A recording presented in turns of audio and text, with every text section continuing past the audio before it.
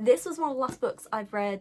Well, I've literally just finished it this weekend, and I devoured this book in like 2 days. It is so good. This is Unmentionable by Therese O'Neill. It is the Victorian Lady's Guide to Sex, Marriage and Manners, and it is fantastic. It is so funny, it is so snarky. I love the sense of humour in this book, but it's also packed with really, really interesting information and stuff about what it would have been like to be a woman living at various points in the Victorian era in different classes and places all over the world, and all these different women, what were their different experiences like. This is all the stuff that you've always wanted to know but aren't in the boring regular textbooks, because it is aimed mostly at women and people who are assigned female at birth.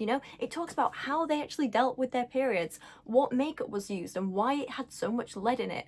It talks about how women at the time used weird things for contraception like crocodile dung.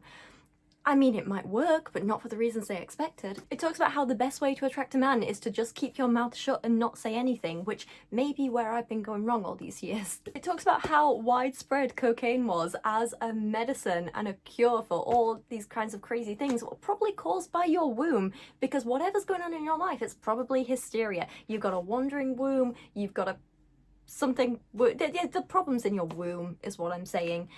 Blame everything on the uterus. The Victorians did. One of the chapters I found most interesting that really surprised me, I didn't expect to find it so good, was about the history of the bathroom and like how we got bathrooms as we know them today. Because before, having an entire room for going to the toilet and washing and taking care of yourself was kind of unheard of until the Victorian era. It's fascinating. So if you want a book that is packed full of information that will give you a bit of a feminist perspective on what it was really like to be a woman back in the Victorian era, but it's also really fun and entertaining, then I cannot recommend Unmentionable enough.